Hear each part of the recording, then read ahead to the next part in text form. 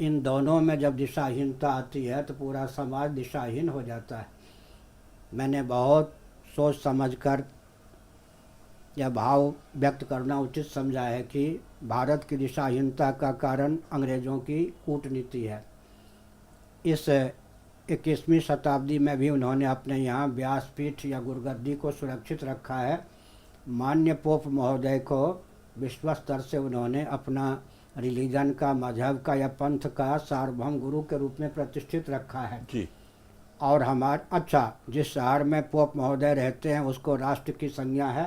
जी और पोप महोदय को राष्ट्रपति और एक प्रकार से सेनाध्यक्ष का पद भी प्राप्त है। बिल्कुल। जबकि भारत में 70 साल पहले ही अंग्रेज़ों ने कूटनीति का प्रयोग किया। एक अपने अनुकूल राजनेता को उन्होंने देश का प्रथम प्रधानमंत्री बनवाया जी।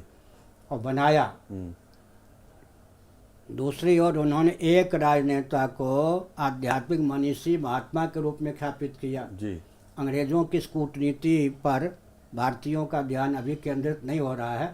पूरे भारत में केवल मैं इस ओर संकेत ही नहीं खुल के बोल रहा हूँ। इसका मतलब छलबड़ डंके की चोट से स्वतंत्र भारत में अंग्रेज़ों ने व्यासपीठ भी अपने हाथ में ले ली बिल्कुल ठीक है। और राजगद्दी या शासन तंत्र भी अपने हाथ में ले लिया। बिल्कुल। उसके बाद गांधी जी चल बसे। गांधी जी के बाद में विनोबा जी को राष्ट्र के मनीषी आध्यात्मिक नेता के रूप में, संत के रूप में ख्यापित किया गया। यह भी अंग्रेज़ों की कूटनीति का ही परिणाम था। कालक्रम से विनोबा जी भी चल बसे। तब एक बहुत ऊंची राजनीति खेली गई कि मान्य दलाई लामा जी भारत के अघोषित आध्यात्मिक सार्वभौम मनीषी के रूप में ख्यापित किए गए।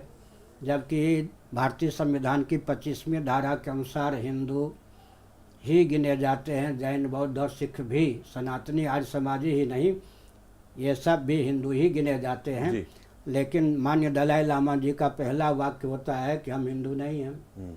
इसका संकेत यह हुआ कि व्यासपीठ भी, गुरुगद्दी भी अंग्रेज़ों की कूटनीति के कारण सनातन परंपरा के अनुरूप नहीं रही। वो तो अंबेडकर ने भी किया कि बुद्धिस्ट को, दलित को अलग करो, बुद्धिस्ट बनाओ। ऐसा है कि जहाँ तक अंबेडकर जी का प्रश्न है, वहाँ तक उनसे करवाया गया या उन्होंने स्वेच्छापूर्वक किया। क्योंकि वो कोलंबिया यूनिवर्सिटी में पीएचडी करने गए, वहाँ से जब वापस आए उनके विचार बदल गए थे। ऐसा है कि भारतीय संविधान की 25वीं धारा उनके सामने थी या नहीं, उसमें उनका योगदान था या नहीं, जिसमें उन्होंने हिंदुओं को परिभाषित किया। जैन, बौद्ध, सिखों को भी उन्होंने हिंदू ही माना। इसका अर्थ है कि उनकी भावना थी सनातन परंपरा प्राप्त वर्णाश्रम को मानने वाले हिंदू उनके अनुयायी न रहें, लेकिन हिंदू अवश्य रहें। वर्णाश्रम निरपेक्ष हिंदुत्व का खंडन उन्होंने नहीं किया, क्योंकि भारतीय संविधान की 25वीं धारा के अनुसार जैन, बौद्ध, सिख इत्यादि हिंदू के रूप में ही परिभाषित किए गए। जी। लेकिन स्वतंत्र भारत में छलबड़ डंके की चोट से सत्ता लोलुपता और अदूरदर्शिता के चपेट में आकर राजनीतिक दलों ने बहुत ही चतुराई का परिचय देकर इन तीन खेमों को एक प्रकार से अल्पसंख्यक घोषित करवा दिया और कर दिया। यह तो अम्बेडकर जी की भावना के विरुद्ध है।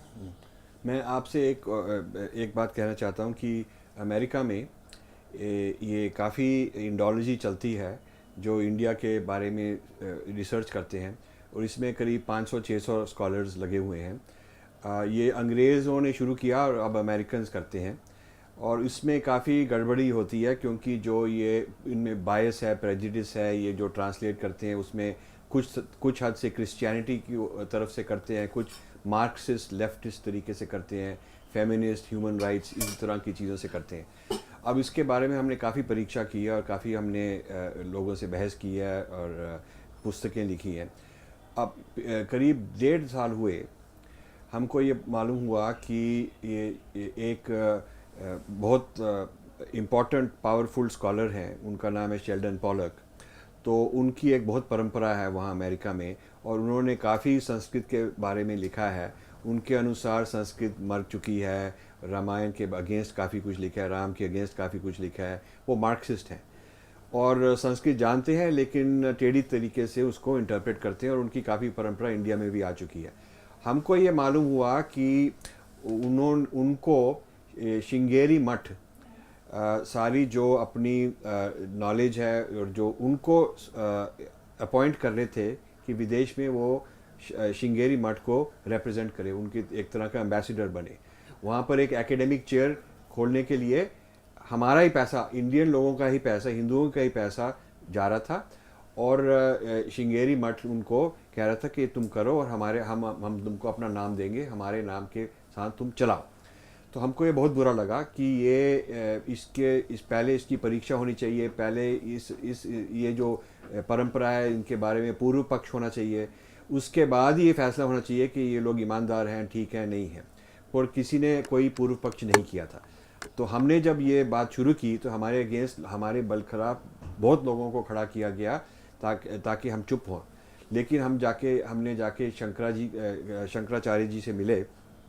पहले उनको मिलने से पहले जो उनके वहाँ एडमिनिस्ट्रेटर हैं वो कोलंबिया यूनिवर्सिटी में शेल्डन पॉलक के साथ ही मिले हुए थे।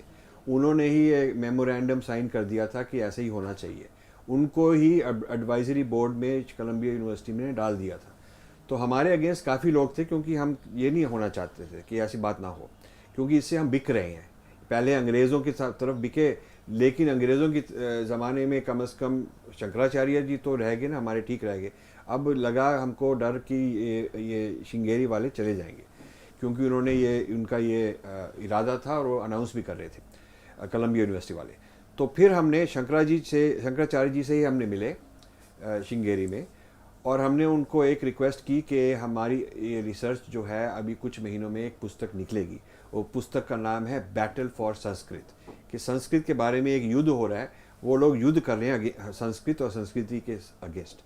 तो प्लीज़ हमने उनको रिक्वेस्ट किया कि अभी कुछ महीने रुको, फिर जब हमारी पुस्तक निकलेगी फिर आप फैसला कर लेना, क्योंकि हमारा कोई हक नहीं है उनको कहने को कि क्या करें ना करें। वो ऊंचे हैं, वो शंकराचार्य हैं, हम तो वैसे ही ऑर्डिनरी आदमी हैं। तो उन्होंने हमें कुछ कहा नहीं, ये कहा कि हाँ मैं पढ़ूंगा, मैं देखूंगा। तो फिर हमारी पुस्तक करीब एक साल हुए, पिछले साल निकली, इसी महीने में निकली। और उससे काफ़ी, मैं चाहता हूँ आपको एक कॉपी देना चाहता हूँ, उससे काफ़ी शोर मचा, काफ़ी पिटिशन्स निकली। और अभी तक वो श्रृंगेरी शंकराचार्य जी ने वो जो प्लान था वो रोक लिया। लेकिन अभी भी जो उनके एडमिनिस्ट्रेटर हैं वो, उनका यही विचार है कि चले बात ये। और हिंदुस्तान में कई बहुत टॉप इंडस्ट्रियलिस्ट हैं, ये जो इन्फोसिस के फाउंडर हैं नारायण मूर्ति, वो भी उनके साथ अमेरिका में मिले हुए हैं, उनको मिलियंस ऑफ डॉलर्स दे रहे हैं संस्कृत को ट्रांसलेट करो। लेकिन वो जो ऐसे जिस प्रकार से, जिस दृष्टि से ट्रांसलेट कर रहे हैं वो ठीक नहीं है हमारे धर्म के अनुसार। तो ये बातें हो रही हैं, ये 70 साल के बाद भी अब ये हो रहा है। तो इससे काफ़ी दुख होता है। ऐसा है कि